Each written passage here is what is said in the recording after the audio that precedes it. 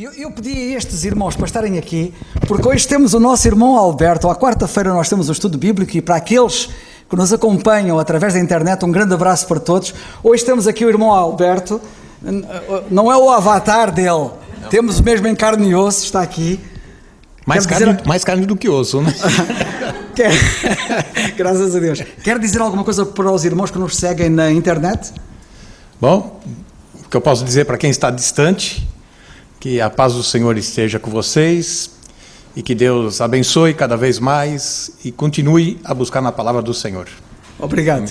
E eu chamei-os a todos para virem aqui à frente, sabem porquê? Porque ao longo do tempo, no estudo bíblico, estes irmãos que estão aqui, desde o Carlos Simões até o Dário, passando pelos outros que estão ali, o Paulo, o Márcio, o Bruno, o Lucas, e claro que o nosso irmão Fernando Cantal e o José Carvalho, todos estes irmãos têm tido alguma participação também aqui no estudo bíblico, de uma forma ou de outra têm tido participação, uns mais, outros menos, mas todos têm tido participação, e eu queria que eles estivessem todos aqui. Eu vou pedir ao nosso Eloy, se faz favor, Eloy, se não te importas, tiravas uma fotografia aqui a esta tropa toda, pode ser?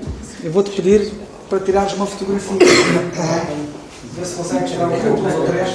Tiras uma fotografia. Portanto, para que fique registado uma fotografia de todos estes irmãos com o nosso irmão Alberto, o que é uma alegria muito grande. Muito obrigado. Obrigado. E portanto, sem mais delongas, nós vamos prosseguir para não perdermos tempo. Peço-vos para se irem sentar. Eu dou graças a Deus por vocês. E peço ao irmão Alberto para preparar, para vir. Então venha. O nosso irmão Alberto, para hoje, escolheu um tema que ele vai dizer qual é já, e que é muito relevante e importante. Pronto. Mas deixo portanto, o púlpito com ele. E nós ficamos a orar para que o Senhor o dirija. Obrigado. Eles falam tanto do Alberto, elogiam tanto o Alberto, eu fico, mas quem é esse irmão Alberto? Até eu tô curioso em conhecer esse Alberto, porque o Alberto que eu conheço, gente, não é grande coisa. Estou com muita saudade de vocês, da igreja, tenho um carinho enorme por vocês, e nesses últimos anos, no Zoom, na internet, eu tenho certeza que alguns irmãos pensavam, aquele Alberto Veríssimo deve ser um holograma que está ali, né? Ele não é de verdade. Então eu tive que vir aqui para mostrar que eu existo, né? O assunto hoje é a família. E a sua família é o alvo de uma sociedade cada vez mais perversa, liberal, hostil. E como nós vamos lidar, trabalhar, como vamos manter a integridade, a identidade no meio de uma sociedade que se transforma brutal a cada dia. Daqui a pouco nós vamos entrar no texto do profeta Miqueias, aí você já pode dar uma olhada lá no índice, onde fica Miqueias, né? Para estudarmos um pouco este assunto. O assunto seria dividido em duas partes. Semana que vem vamos tratar do assunto educar filhos. E hoje nós vamos tratar do assunto sobre a família que está exposta. Bom, antes de falar de família, eu tenho que falar da minha família, né? Porque falar da família dos outros é fácil, né? E a gente adora falar da família dos outros. E aqui está a minha família, que esse ano cresceu um pouco mais com a Andressa, casada com o meu filho André, que é o menor em idade, mas é o maior em altura, até um pouco mais alto do que eu, ou bem mais alto do que eu. Com essa cara que ele tem de judeu, mas é árabe, ele assusta qualquer um, de fato. Principalmente quando ele está com uma mochila nas costas, assusta mesmo. A Camila, minha esposa, eu lá no fundo, a Karen vocês conhecem, e a Natasha. Esta é a minha família, que Deus tem me abençoado de uma maneira extraordinária, que eu jamais imaginei, que Deus poderia me dar uma família assim. São pessoas assim, que buscam no Senhor, oram, vão à igreja, jovens, que vão à igreja, que leem a Bíblia, E como tem um pastor em casa, eles fazem perguntas, e muitas perguntas, o que é bom. Voltei. Pronto. Nós vivemos numa época de muito conforto, alta tecnologia, muitas facilidades, porém, todo conforto traz um certo confronto. E aqui que mora o perigo. A crise de paradigmas, de padrões, da pós-modernidade que nós estamos vivendo nesta época, nesta era, tem abalado, solapado os alicerces da família. Vamos explicar o que vem a ser esta pós-modernidade de um jeito bem prático, nada filosófico, porque é de noite e eu não quero vê-los dormindo na minha frente, né? De novo. Um tripé, 3 itens que formam a pós-modernidade e que atingem a todos nós, queira você ou não.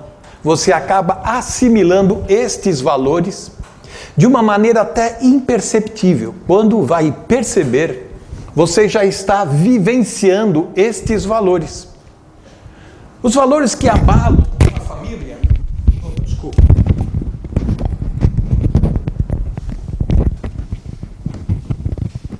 Micrófono. Pronto. Tá bem agora? Tá, né? Os valores que abalam uma família, dividem uma família, traz confusão, estão aqui.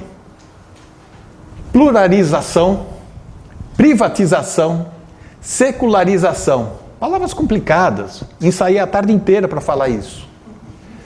O que é algo plural?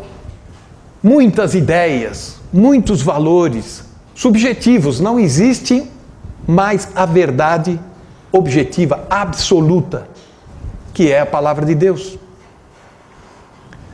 Ideias e valores, crenças subjetivas. Hoje está na moda, amanhã já é ultrapassado, outros conceitos são apresentados e isso entra em casa sem você perceber. Quer seja na televisão, no telemóvel, numa música, principalmente, um filme. Privatização. Todas as escolhas são soberanas. Cada um tem a sua própria verdade. A sua religião contra a minha, o seu time contra o meu. É assim. Você aceita isso, eu não aceito. Porém, esta filosofia, essas ideias, é assim. A minha ideia está certa. Se você é contrário, você é antiquado, passado, ultrapassado. Eu estou à frente. Ninguém quer ficar nunca atrás. Ninguém quer ser taxado, chamado de antigo, retrógrado, tapado. Então, todos que têm uma ideia, um conceito, são pessoas modernas, né? De última geração. E está aqui.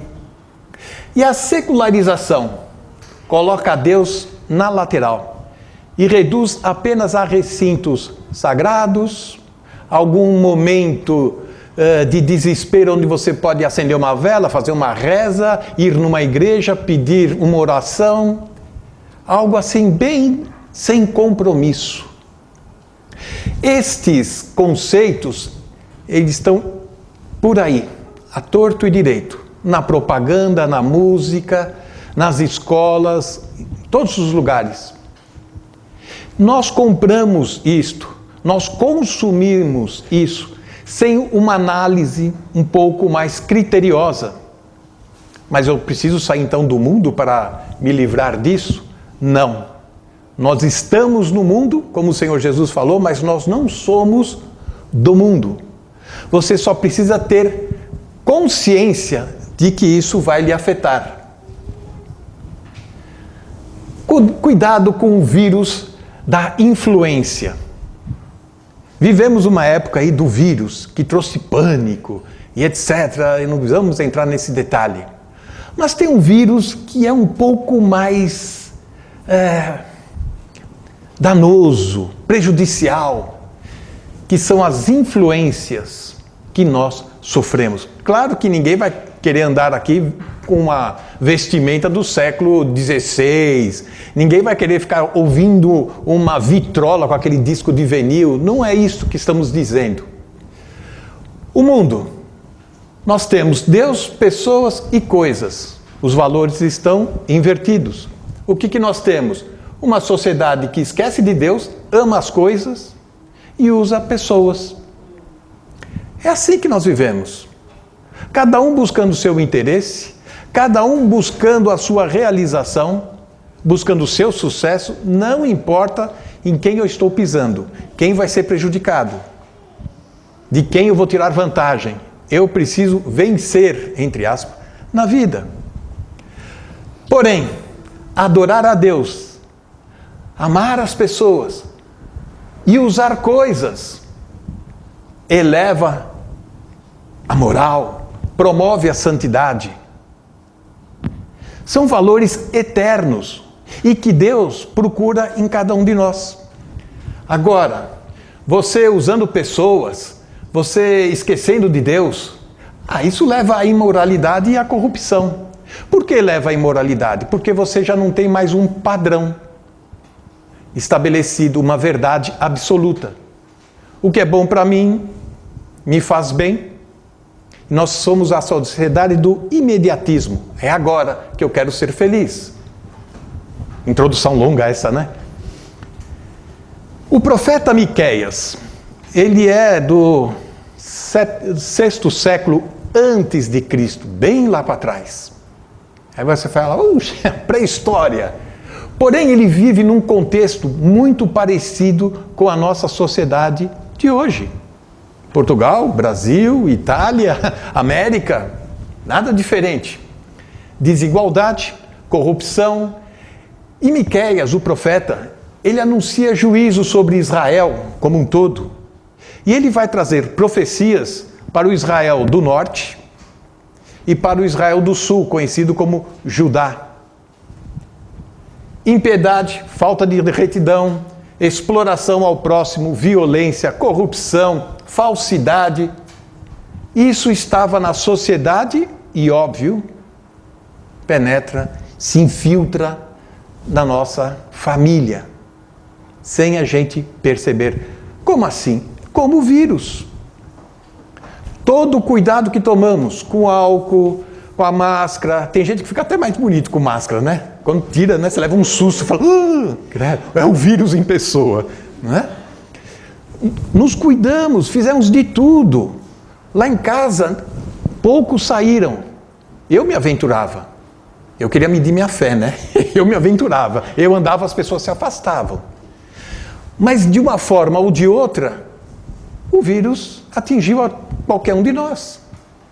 Quer seja num toque, numa maçaneta de porta, num pacote do supermercado, aquilo vem. Assim também estes valores distorcidos de uma sociedade ímpia nos atinge, como o pó, como o vírus, e a gente carrega isso. Miqueias, detalhe, o nome dele quer dizer quem é como Jeová. E ele está trazendo, o Senhor Deus está levantando esse profeta para mostrar quem é esse Deus. Nessa sociedade cheia de deuses, religiões. Nós achamos que nós estamos vivendo numa sociedade cada vez mais ateia, né? Sem Deus. Eu faço meu próprio Deus, eu faço meu próprio culto. Mas é uma sociedade cada vez mais mística e exótica em seu comportamento e em sua manifestação. Vamos ler então alguns textos de Miqueias para percebermos o contexto daquela sociedade. O ideal seria ler todo o livro, fazer um esboço do livro como se apresenta. Talvez lendo aqui algumas passagens, nós vamos conseguir compreender o ambiente que vivia o profeta. Miqueias capítulo 1, verso 8 e 9. Por isso lamentarei, gemerei, andarei despojado e nu, Farei da lamentação como de chacais, pranto como de avestruz. Bom, o profeta, antes de Cristo, lá para o século V, VI, VII, né? Além de trazer uma palavra profética, uma exortação, uma advertência, o profeta ele era didático, autodidático. E ele fazia apresentações visuais do que ele estava querendo transmitir. E aqui ele diz que ele vai prantear, chorar, gemer, como um chacal com dor, na solidão, sozinho, isolado. E ainda diz que ele vai andar despojado, nu, mostrando a escravidão que o povo estava em iminência de ser levado a cativeiro. Mostrando para o povo que estava indiferente aos modos viventes da época, o profeta está dizendo, olha, assim como eu estou, vocês vão estar, como escravos sendo levados para a Síria, sendo levados para a Babilônia. Então, alerta estava feito. Capítulo 3, no verso 8 e 11.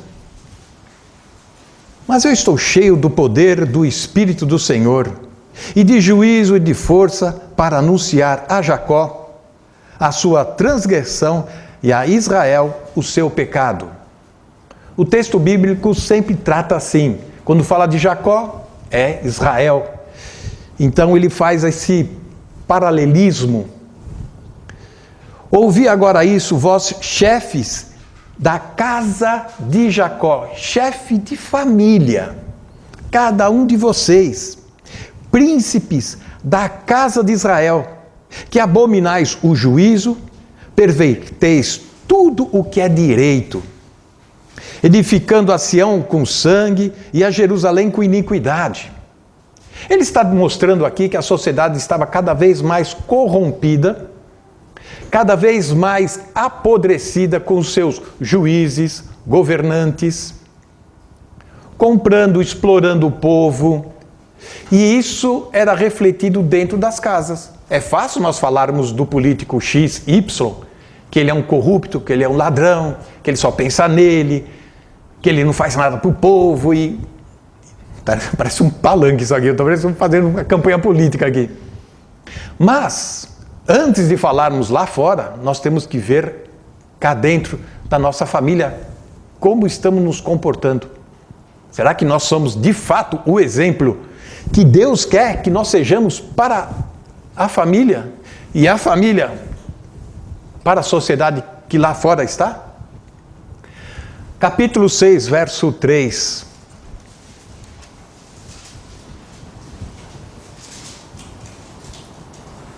Ó povo meu, que te tenho feito e com que te enfadei, testificaste contra mim, pois te fiz subir da terra do Egito e da casa da servidão te remi, enviei-te adiante de Moisés, Arão, Míriam.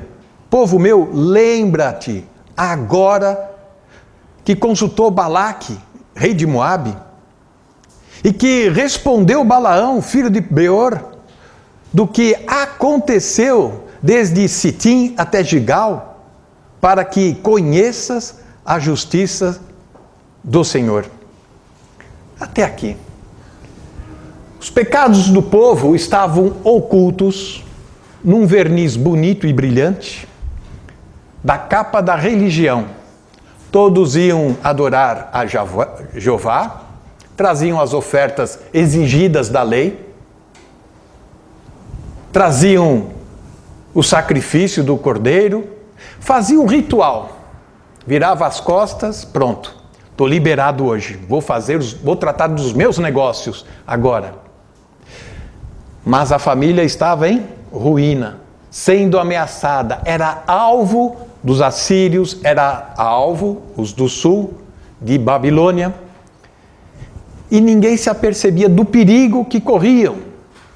Ah, mas isso não vai acontecer agora, o inimigo nem está na fronteira.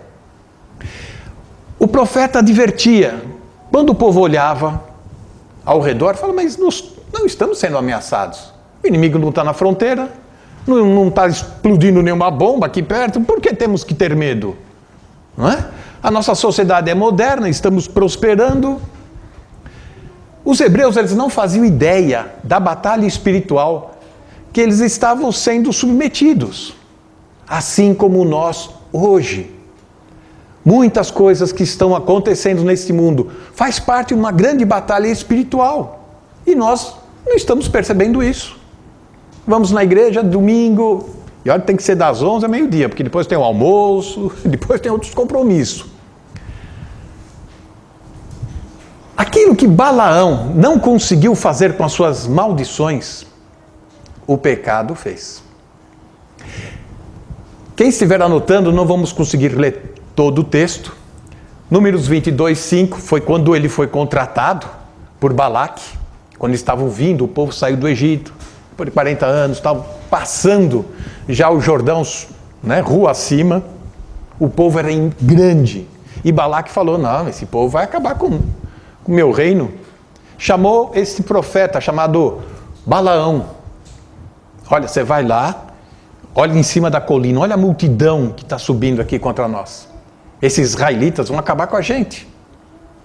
Ele foi lá para amaldiçoar. Duas óticas sobre o povo de Deus. Lendo o livro de Êxodo, Números, nós vamos ver que o povo apostatava sempre, desobedecia sempre, era incrédulo, sempre copiando os outros, sempre reclamando, murmurando. Ei, povinho, somos nós. Da ótica bíblica aqui. Porém, quando o falso profeta olhou lá de cima e viu o povo de Deus subindo do Egito, ele falou, não, esse povo eu não posso amaldiçoar, não tem como, não posso. É povo de Deus. Quando se olha para esta igreja na batalha espiritual, fala assim, mas cada gente estranha, esquisita que se reúne nesse lugar, né? Eles pensam que são o quê? Mas, da ótica de Deus lá de cima, é um povo santo, comprado pelo sangue do Senhor Jesus. E aí está a importância de nós conhecermos onde nós estamos, quais as influências que estamos recebendo e como estamos tratando, administrando tudo isso, para que isso não venha atrapalhar a nossa fé e a nossa relação com Deus. Capítulo 31, verso 16 de Números, revela o que aconteceu, pois Balaão não conseguia amaldiçoar o povo de jeito nenhum. Não havia macumba que terminasse com aquele povo. Não tinha como. O que acontece?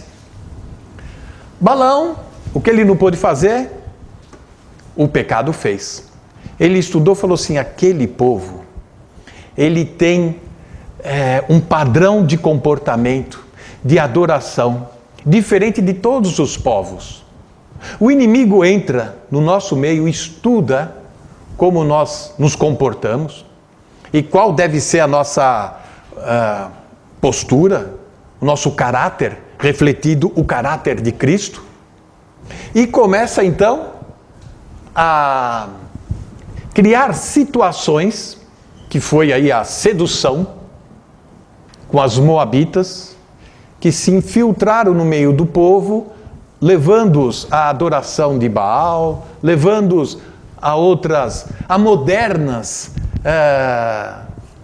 cultos modernos, uma sociedade mais avançada, não aquelas que vocês estavam no deserto, no Egito, não, com essa lei antiquada, de jeito nenhum.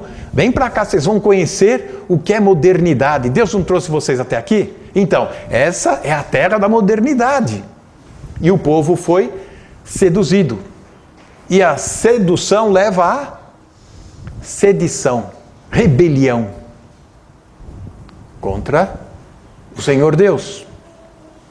Sem perceber, o povo foi sendo cativado de modo que de repente, quando se viu, estava no meio de uma fogueira. Números 31:16. Eis que estas foram as que, por conselho de Balaão, deram ocasião aos filhos de Israel de transmitir transgredir contra o Senhor no caso de Peor. Por isso que houve aquela praga entre a congregação do Senhor. O que chama a atenção nesse texto, além da artimanha, da astúcia de Balaão, chamando algumas moabitas bonitas, Miss Moabita, vão lá no meio do campamento de Israel, traga alguns jovens para participar das nossas festas, para eles verem que a nossa sociedade, as nossas famílias é aberta, é sem preconceito. Foi o que aconteceu. Curioso. O que é o caso de Peor? Que vai de mal a pior. Peor era um monte que tinha lá, ou tem ainda lá em Israel, do lado de cá, no leste do Rio Jordão, um monte onde se faziam os sacrifícios, até humanos, e outras paganismo. Peor quer dizer fenda na rocha. E isso chama atenção. Quando existe um pequeno trinco, uma pequena fissura numa parede, num canto do telhado, a gente não se preocupa. Depois eu passo uma tinta. Depois eu conserto. Mas basta vir a primeira chuva para você perceber que aquilo está trazendo água para dentro. E aí começa a se preocupar. Aí que você vai tomar as providências. Essa rachadura, essa fenda, acontece nas nossas casas, nas nossas famílias, e nós precisamos urgentemente identificar e sarar, para que isso não se torne algo de uma dimensão que não conseguimos mais depois controlar. O povo de Israel caiu nessa sedução e não conseguiu mais controlar. Alguns voltam desta festa. Não pense você que isso aconteceu de um dia para a noite. Um fim de semana, o povo estava cansado do deserto, foram lá fazer uma festa lá com os moabitas, uma recepção para o povo. Não, isso vem acontecendo. Vai meia dúzia, volta no meio. Olha, eu estive lá. Josué está com a idade já avançada, não é assim também. Não vamos exagerar, vamos participar. Afinal de contas, vamos ser vizinhos, temos que saber conviver com essas coisas. E foram cada vez mais se envolvendo, e o resto da história muitos dos irmãos já conhecem. Voltando a Miqueias, e Miqueias citou o caso de Balaão. É um profeta que atravessou 3 reinados, Jotão, Acás e Ezequias. Começou no ano 740 a.C. e vai até 687 a.C. É muito tempo, antes de Cristo, lá para trás. Você pensa, lá para trás eram primitivos ainda, moravam, né? Não. Ele vai dirigir a sua mensagem para os reinos do norte e do sul. Mas por que esse profeta faz isso? Porque antes de nos preocuparmos com os pagãos, com aqueles que são ímpios, que estão nos chamando, nos atraindo, muitas vezes vamos, lógico, identificar. Imagine, eu não vou lá, de lá não entro. Porém, quando nós vamos ver um igual a nós, o reino do norte faz assim. Eles são judeus tanto quanto nós aqui do sul. Eles já podem fazer isso, eles podem fazer aquilo. Por que nós aqui do sul não podemos? Miqueias, no ano 740, 730, já advertia o norte. Por quê? Porque sabia que este Israel do norte vai influenciar o Israel no sul, Judá. As influências nós precisamos identificar e, quando possível, controlar. Como o caso do vírus que citamos. Usamos aquilo que está ao nosso alcance. Álcool gel, máscara, até um vidro desse aqui, que parece que eu estou num Jeep, né? Só faltou aqui o para-brisa, ou então uma Harley Davidson, né? Olha esse negócio aqui. Essa era a preocupação do profeta. Ele sabia, olha, se eu não conseguir que esse povo me ouça e se volte para Deus, os valores de Deus, vai contaminar o povo do sul e aí vai se alastrar. E para segurar depois o estouro da boiada, como faz? Esse profeta salienta não só a desgraça, o perigo que ameaça o povo, mas também ele traz uma mensagem de graça, de perdão, de restauração para o povo. Olha, se vocês se voltarem a Deus, se vocês começarem a cultivar os valores deixados por Moisés, nós vamos vencer toda a sedução que está à nossa volta. Nós vamos saber resistir. Além disso, capítulo 6, o capítulo 5 de Miqueias, ele traz a esperança. Ele fala sobre o Messias. Bom, o Messias ele já começa falando no capítulo 2, no verso 12 e 13. Ele fala, vale a pena ser fiel, vale a pena obedecer a Deus, cultuar a Deus, viver para Deus. O Messias está chegando. E no capítulo 5, que é o famoso, E tu, Belém Efrata, posto que das pequenas e milhares de aldeias de Judá, de ti sairá o que governará Israel, cujas saídas são desde os tempos antigos, desde os dias da eternidade. Falando de quem? Do Senhor Jesus. Quando os magos vieram do Oriente, chegaram em Jerusalém, procurando o Rei dos Reis que nasceu, a orientação foi essa.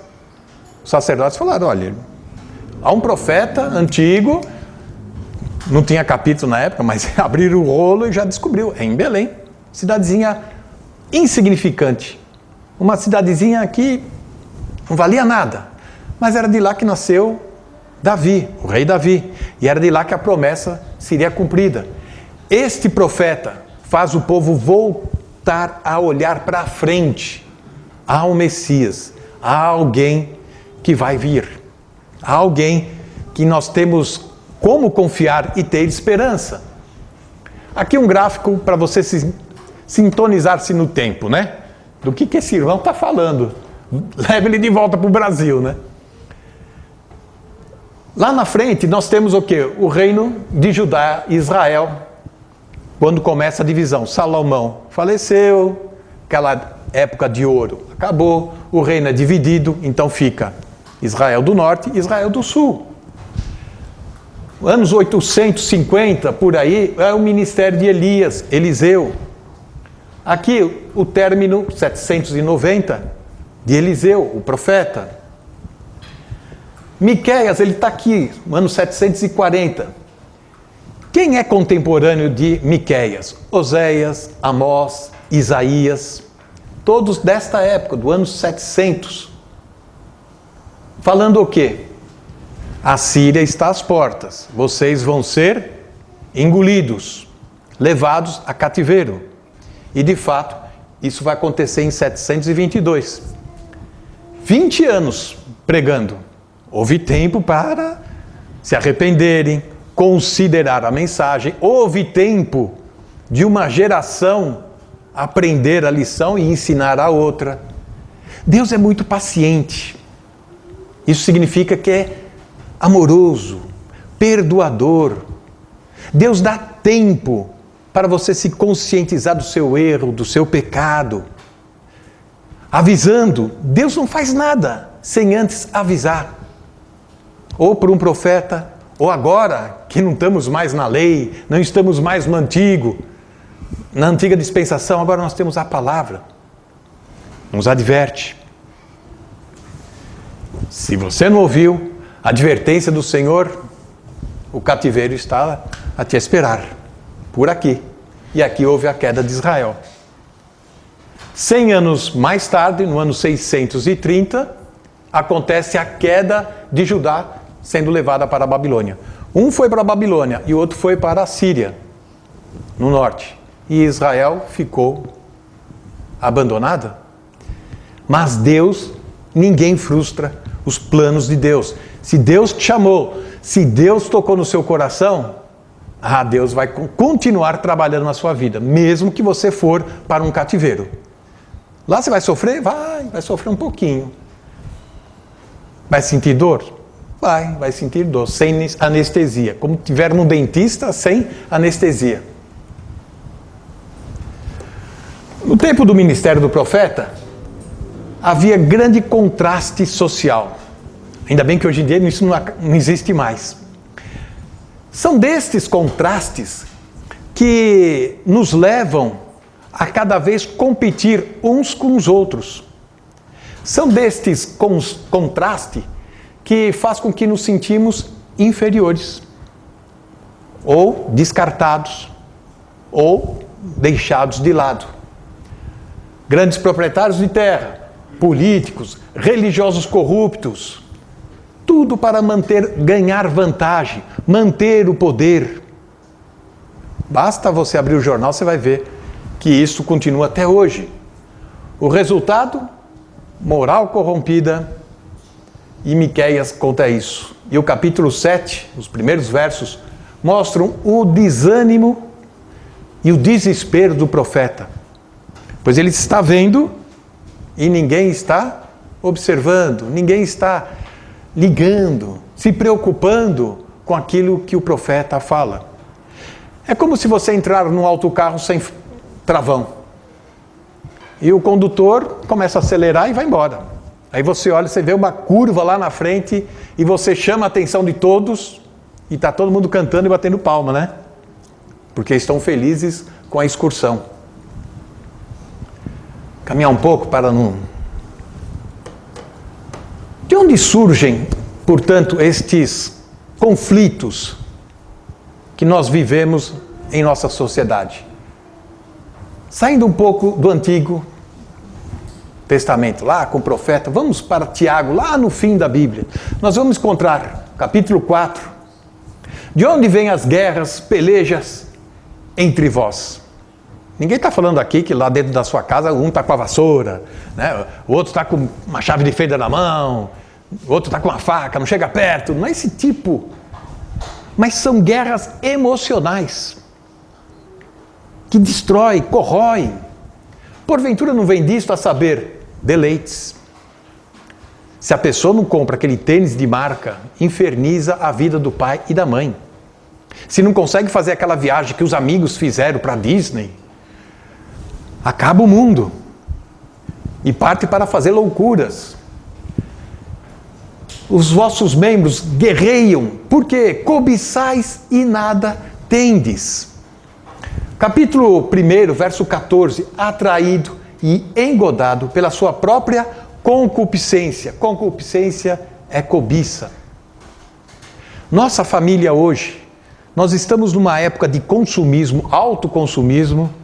Puxa, Alberto, você veio do Brasil para falar isso, a gente já sabia isso aqui. Mas nós não estamos percebendo o perigo que isso representa. O que vem a ser essa cobiça, essa concupiscência? Existem algumas cobiças que podem ser justas e honestas. Uma promoção de um trabalho, cobiçando uma casa melhor, conforme a sua atitude perante. Mas concupiscência é um termo para designar algo sobre bens materiais, prazeres sexuais, deleites próprios. De onde vem esse termo? Bom, só podia vir do latim, logo de Roma, vinha de lá. Significa o que tem forte desejo. Quando se tem forte desejo por alguma coisa, parece que as pessoas ficam cegas, não conseguem enxergar mais nada. Se um pai de família, ele enxerga que ele quer trocar de carro, e aquele carro é importado, custa milhões, mas ele está seduzido, ele está determinado a ter aquele carro, mas o filho tem que pagar a escola, mas a esposa não tem o que cozinhar direito em casa, e aí começa o conflito, que está lá em Tiago capítulo 4.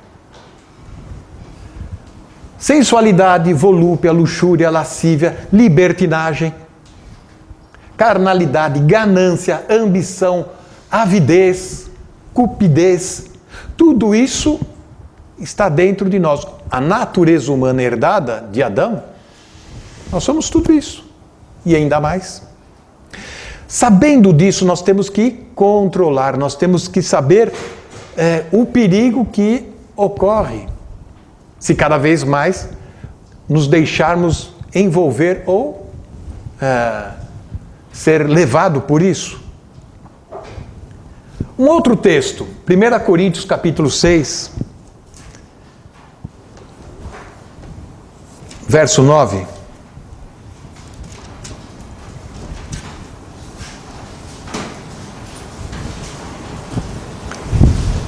Nove e 10.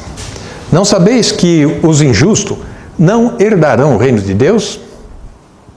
Não erreis, nem os fornicadores, nem os idólatras, nem os adúlteros, nem os efeminados, nem os sodomitas, nem os ladrões, nem os avarentos, nem os bêbados, nem os maldizentes, nem os roubadores herdarão o reino de Deus, diz o apóstolo Paulo. Aí eu estava estudando o texto, passei em cima, fui para lá, fui avançando, algo me chamou a atenção. Porque hoje em dia existem várias versões bíblicas.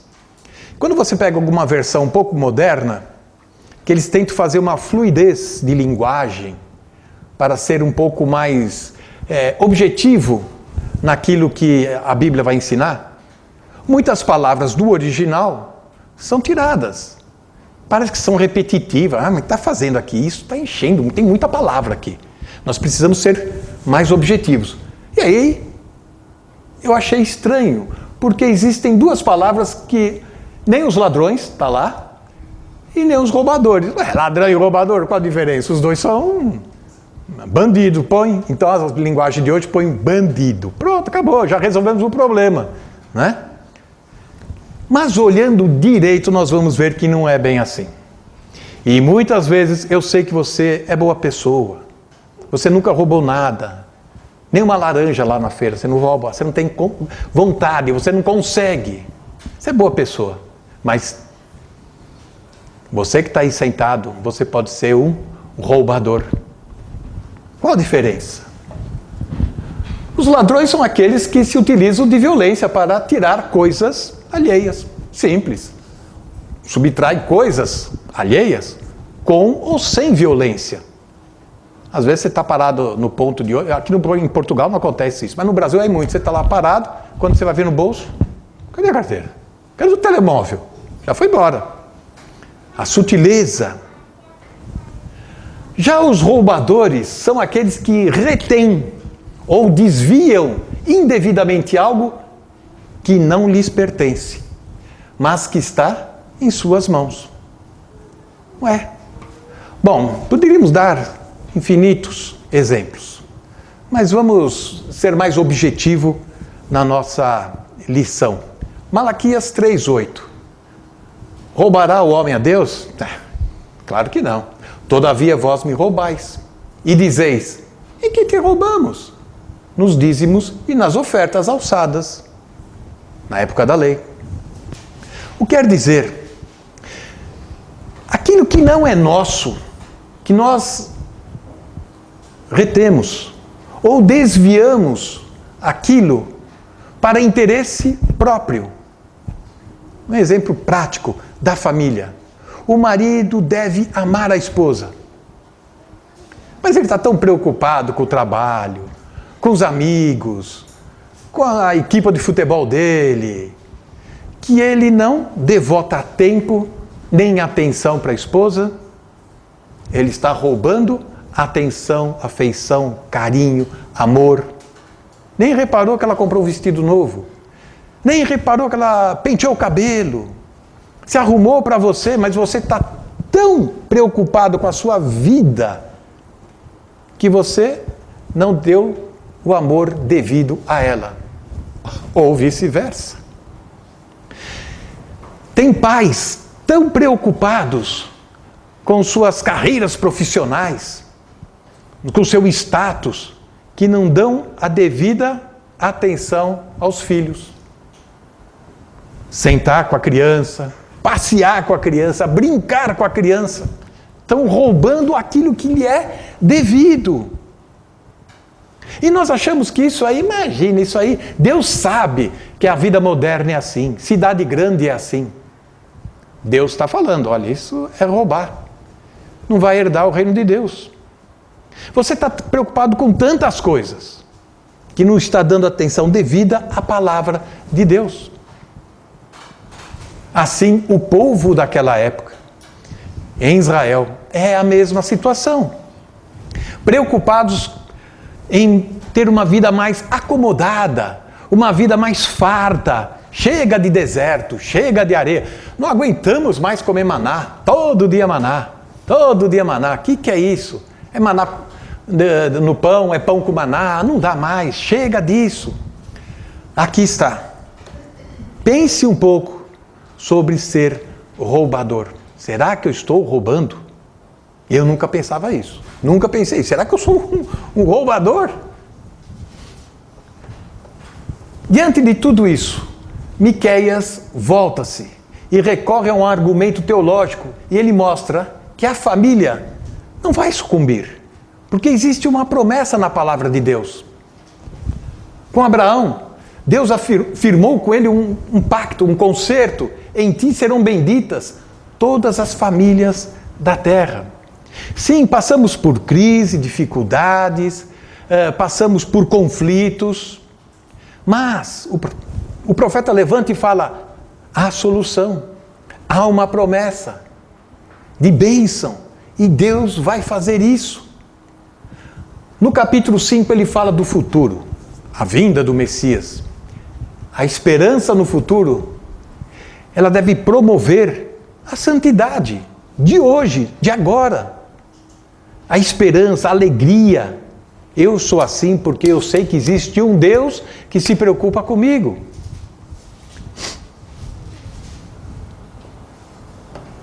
Para terminar, o povo que Miqueias se levantou, clamou, alertou, não deu ouvidos. E o povo foi levado. O povo do sul sofreu a influência. Foi contaminado. Não percebeu no momento. Como o vírus. Muitos falavam, você está, não sei não, você está com vírus? Eu não, estou bem, estou forte, estou respirando bem.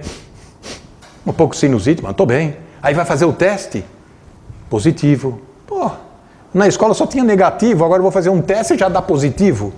Que coisa, nunca tirei um positivo na vida. Quando eu vou no laboratório, positivo. Ah, assim não brinco mais. Hebreus 10:30 diz que Deus vai pesar a mão. Deus vai julgar. 1 Pedro 4,17 diz que o julgamento desta sociedade que está lá fora, ele vai começar onde? Dentro das nossas casas. Dentro da casa, povo, a família de Deus. Não pensa que você, tá uma pouca vergonha a sociedade aí fora, tem que jogar fogo do céu mesmo, ninguém presta. Sim, mas olha primeiro para você. Vigia, se preocupe, olhe os perigos que o cercam. Precisamos tratar os nossos pecados de cobiça. Cobiça variada. A mais simples, aquela que você acha bobinha, não vai fazer mal nenhum, imagina. Egoísmo, disposição para crer em mentiras religiosas. Não é mentira de político. Mentiras religiosas. O que eu quero dizer? Hoje em dia existem igrejas e igrejas e mais igrejas. Pregadores, pregadoras e tudo mais.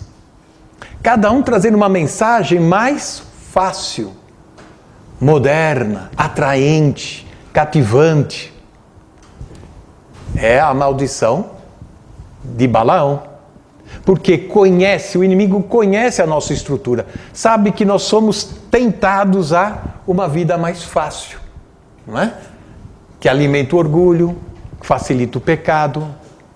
A Bíblia chama de pecado, você acha que não. Isso aí é vida, né, de felicidade.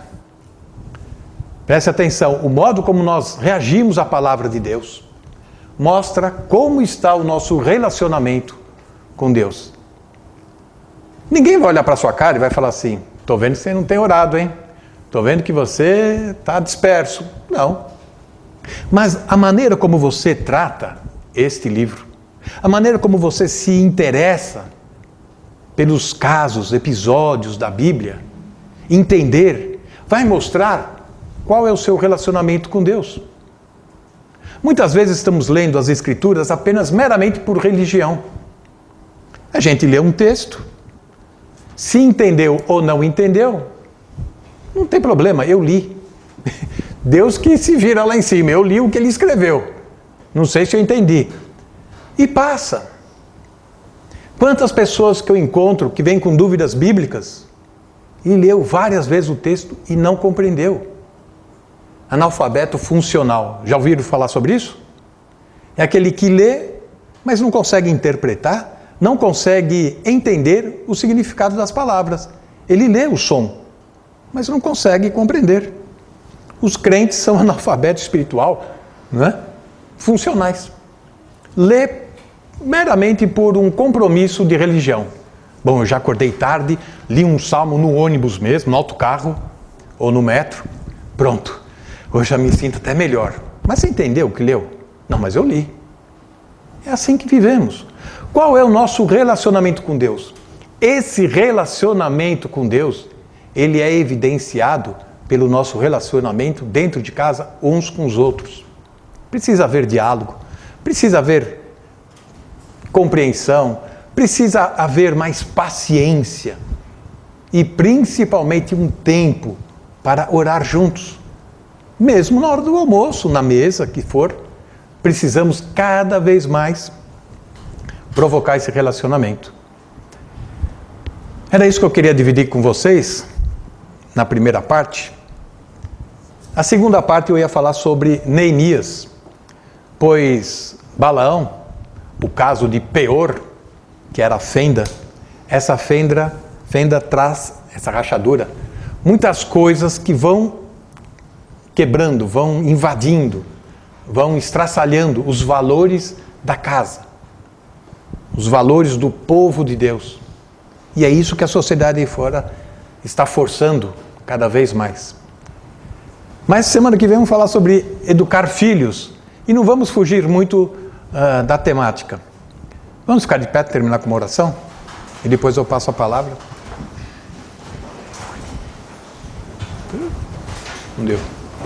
Obrigado, Senhor, por esses instantes, estes momentos que abrimos a Tua Palavra para recebermos, Senhor, orientação, iluminação, consolação, para que o Senhor venha nos ajudar, Senhor, nesses dias tão conturbados que estamos vivendo, nesta sociedade cada vez mais agressiva e hostil, querendo roubar e tirar todos os valores que a Tua Palavra tem colocado para a Tua igreja, para o Teu povo. Nos dê coragem, Senhor, nos dê visão, entendimento para percebermos aquilo que está à nossa volta, para não sermos levados, Senhor. Tem misericórdia do Teu povo, Senhor. Oramos, clamamos do fundo do coração para que o Senhor venha intervir, venha quebrar o orgulho, venha quebrar estas mentiras religiosas que enganam, que seduzem. Venha quebrar, Senhor, toda a arrogância que impera dentro de casa. Tanta cobiça. Ó Deus, que possamos voltar cada vez mais às Escrituras para Te amar, para Te adorar, porque sabemos que aí está a verdadeira vida, a alegria e a paz verdadeira que só o Senhor pode dar. Em nome de Jesus. Amém. Graças a Deus. Há uma frase que o Senhor Jesus repete várias vezes: quem tem ouvidos para ouvir, ouça. Como ouvimos também em relação a Miqueias, não foi a falta de aviso, não foi por falta do alerta, do chamar a atenção, do alertar, não foi a falta disso. Não é a falta do Senhor hoje continuar a falar-nos, como falou esta noite, não é por falta de sermos alertados. Irmãos, tenhamos ouvido atentamente aquilo que o Senhor nos disse. Cuidemos da nossa casa, cuidemos da nossa família, que o Senhor reine verdadeiramente nos nossos lares. Enfim, irmãos, que o Senhor acrescente aquilo que não é possível por palavras, que o Senhor faça a obra em cada um de nós e cada um de nós de facto valorize a palavra do Senhor e a realize na sua vida, na sua família. Vamos terminar com a oração e o nosso irmão Carlos Simões vai terminar com a oração. Pode chegar aqui, Carlos. Vamos ficar de pé, os que puderem, por favor.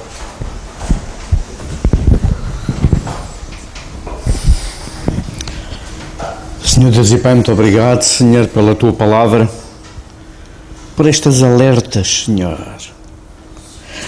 Há aquele pecado que nós temos a percepção imediata que não podemos cometer. Mas então e aquele pecado que vem e que nós tantas e tantas vezes, Senhor, cometemos e dizemos que é um pequeno pecado, como se houvesse grandes pecados e pequenos pecados. Se o outro tem, porque é que eu não tenho, Senhor? Eu também quero, Senhor. O outro tem, eu também tenho que ter, Senhor. E invejamos a vida do outro. E se o nosso irmão tem, mesmo aqui assim na igreja, uma vida melhor que a minha, porque é que eu não tenho uma vida igual à dele? Tantas e tantas vezes, Senhor, desonramos o Teu nome com a nossa vida, Senhor. Somos incautos, imprudentes. Cada vez faz mais sentido quando Tu dizes vigiai e orai.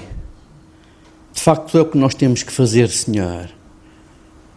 Olharmos para a Tua palavra, lermos a Tua palavra, sermos cautelosos, estarmos alerta sempre. Viver sempre, Senhor, como Tu queres.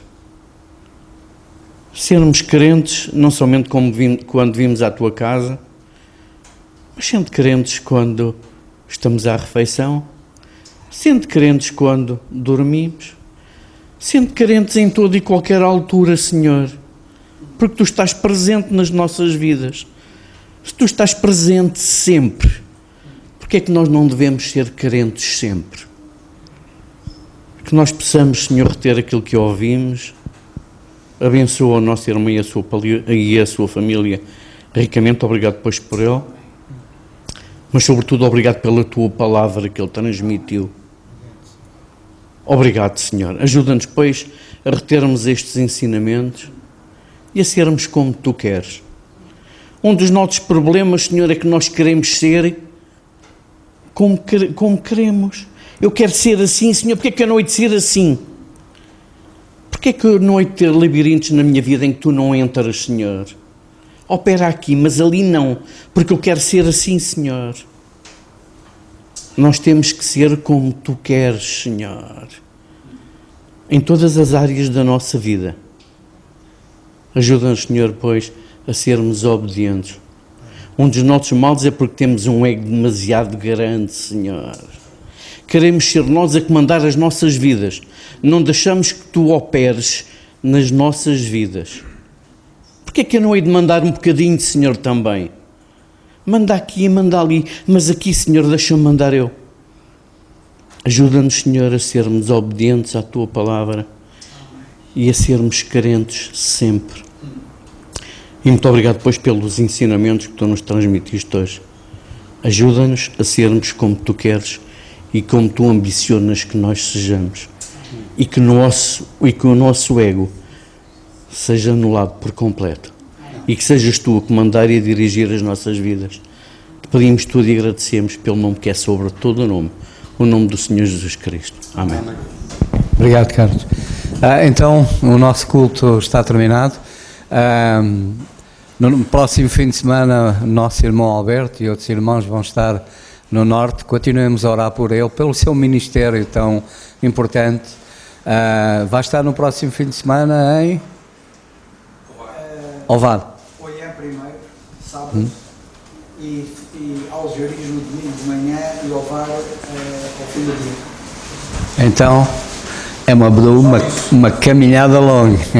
Oremos pelo nosso irmão e que o Senhor o ajude neste ministério tão importante que o Senhor lhe deu, e obrigado pelo seu empenho e dedicação em cumprir o ministério que o Senhor lhe deu. Uma boa noite a todos. No domingo, se Deus quiser, às 10 horas cá estaremos para cultuar, para adorar o Senhor. Amém.